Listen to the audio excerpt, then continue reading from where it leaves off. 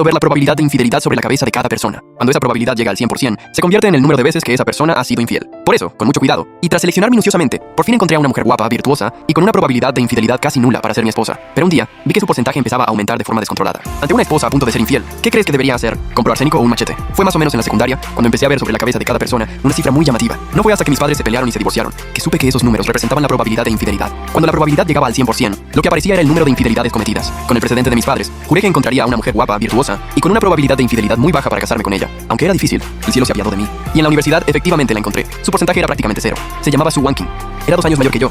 Muy guapa. De ese tipo que aparenta ser muy ingenua. Su familia no tenía muchos recursos. Vivía con su madre y su hermano. Su padre era un jugador empedernido, que, tras huir por las deudas, les dejó una deuda de más de 100,000. Pero eso no era problema. A lo largo de esos años, gracias a mi habilidad para ver la probabilidad de infidelidad, había conseguido ganar bastante dinero en secreto. Además, una mujer con una probabilidad de infidelidad casi nula es muy poco común. Para no repetir la historia de mis padres, debía aprovechar esta oportunidad. Así que comencé a cortejarla con ahínco, e incluso le pagué todas las deudas. Después de casarnos, efectivamente, ella era muy virtuosa y siempre muy cariñosa conmigo. Desde que mis padres se divorciaron, volví a sentir lo que era un hogar. Sin embargo, hace una semana, mi esposa, tan dulce y virtuosa, vio cómo su porcentaje de infidelidad, de la noche a la mañana, pasó de 0,07 a 46%. Al principio no le di demasiada importancia, porque hoy en día, en la sociedad moderna, a veces viendo videos cortos y viendo a algún chico o chica guapos, ese número puede verse afectado. Pero poco a poco empecé a notar que algo iba mal, porque el número sobre la cabeza de mi esposa aumentaba cada día de forma constante. En solo 5 días, pasó del 46% al 83%. Esto significaba que solo faltaba un 17% para que terminara siendo infiel. Ya no pude quedarme de brazos cruzados. No pude evitar pensar en esos días, en que Sue Wanking llamaba y enviaba mensajes a escondidas a altas horas de la noche. Decía que era su amiga, fingiendo tranquilidad y ocultando sus nervios, con la primera impresión de que su porcentaje era prácticamente nulo. En aquel momento ingenuamente pensé que estaba hablando con su amiga de temas íntimos. Ahora lo veo claro. Seguramente estaba hablando con algún otro hombre.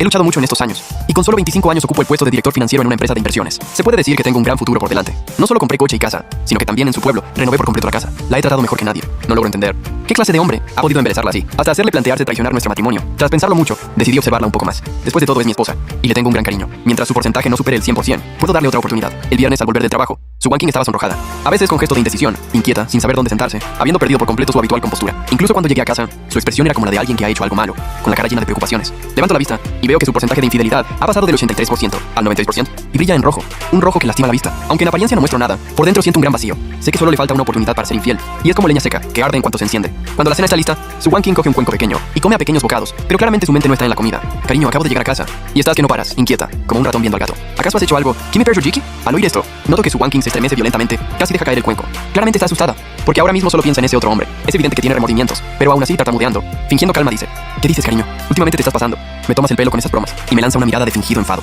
pero el temblor del cuenco delata que en su interior no está tranquila. ¿Bromas? ¿Por qué te pones tan nerviosa?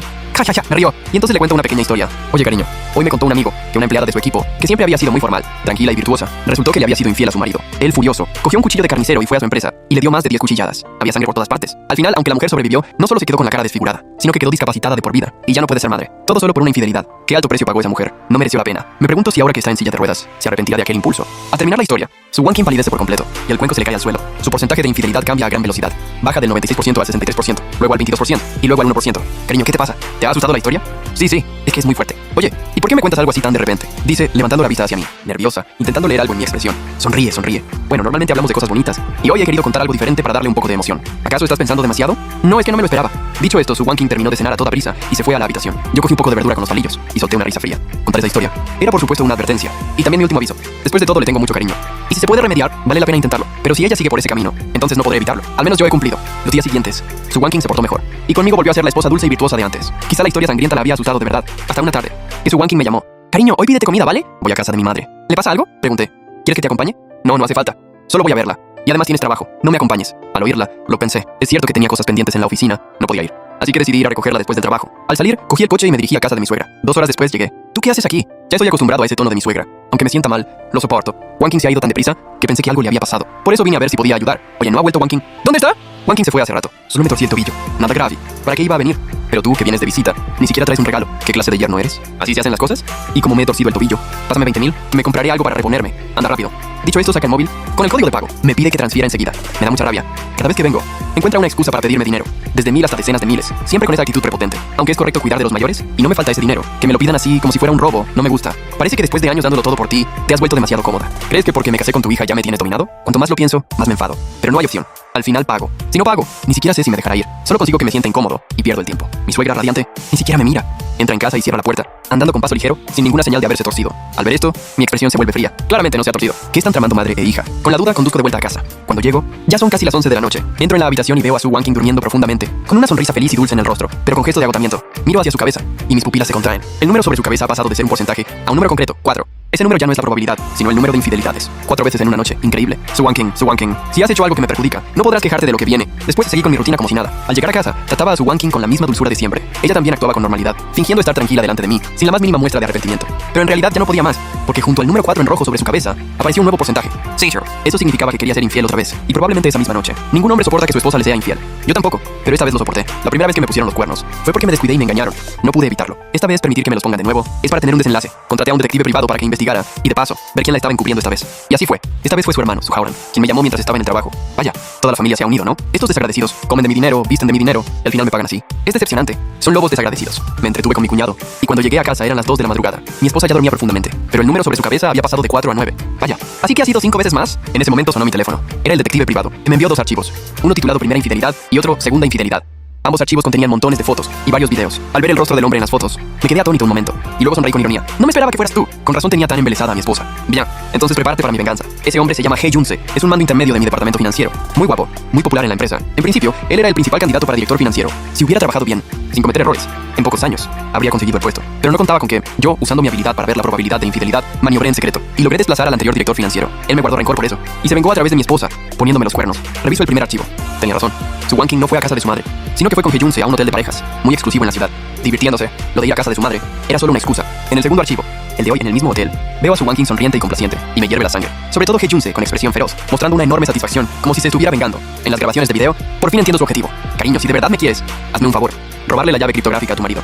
Cuando yo sea el director financiero, tú manejarás las finanzas de la casa. Gastarás lo que quieras, sin depender de ese insensible de tu marido, que te tiene mantenida, dándote solo una pequeña asignación cada mes. Y haré lo que digas. Eres tan bueno. Sonrió con ironía. No me imaginaba que quería la llave criptográfica con los datos financieros de la empresa. Decido seguirle el juego. Coloco una cámara oculta en la habitación. Los días siguientes transcurren sin novedad, salvo que el número sobre la cabeza de Su Wanking pasa lentamente de 7 a 13. Hasta un fin de semana, que Su Wanking, aprovechando que estoy dormido, hurga en mi maletín como una ladrona. Encuentra la llave criptográfica, se alegra en secreto, y coloca una llave falsa en mi maletín. Si no fuera por la cámara, habría creído que la llave falsa era la verdadera. Después de que robaran la llave, al día siguiente, Su Wanking la devuelve. Cree que lo hizo sin dejar rastro, pero la cámara lo ha grabado todo. Al revisar el sistema, veo que faltan 20 millones, transferidos a una cuenta en el extranjero. Parece que quieren hacer parecer que yo he malversado fondos. Bien, si quieres jugar, pues juguemos. Al día siguiente, mi suegra y los suyos se presentan en casa sin avisar. Mi suegra, sin rastro de sonrisa, mi cuñado, todo el rato con el móvil, ni siquiera me saludan al verme. Entran directamente en mi casa, se tumban en el sofá, como si estuvieran en su propia casa. Mi suegra igual, sin ningún reparo, sin quitarse los zapatos, se sienta en el sofá. Gujin Howran lleva ya tiempo con su novia, es hora de que se case. La chica es de la ciudad, no pueden vivir con esta vieja en el pueblo, así que ponle a Howran un chalet en la ciudad, que sea como el tuyo. Y también ese coche, el Panamera, que Howran no deja de pedir. Cómpraselo, así tendrá buen aspecto cuando se case. Y la dote, 500,000 no pueden faltar. Howran tiene trabajo, pero ese que le buscaste no es gran cosa. 20,000 al mes, y con las salidas con su novia, no ahorra nada. Así que tú te encargas de todo, sin que falte nada. Como si estuviera dando órdenes, sin permitirme rechazar. Ante su rostro codicioso, sonrió con frialdad. Desde que me casé con Su Wanking, por quererla a ella. En cada fiesta, les hacía regalos caros a su familia. Les construí una casa, les busqué trabajos de más de 10,000 al mes, y le compré un coche a Su Howran. Pero no era suficiente. Cada vez son más codiciosos. Por Su Wanking. No le había dado importancia, porque económicamente puedo permitírmelo. Pero ahora es diferente. Se han aliado para engañarme, y encima quieren sacarme más dinero. Ni lo sueñen. Sonreí para mis adentros, y expuse mi objetivo.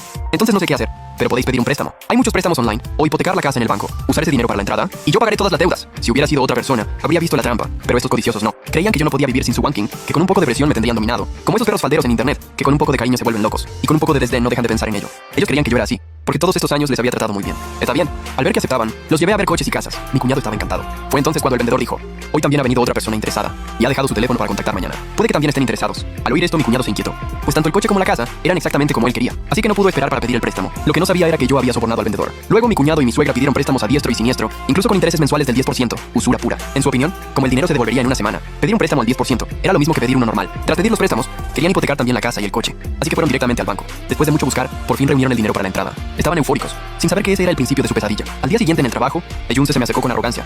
Gujin, nadie me ha quitado nunca nada. Eres el primero. Pero pronto, tu puesto de director financiero será mío. ¿Ah, sí? Puede que te lleves una decepción. Este puesto, por más artimañas que uses, jamás lo conseguirás. El apuesto rostro de Hee Jun-se se fue desfigurando. Gujin, parece que no te lo crees, pero no importa. Ya lo veremos.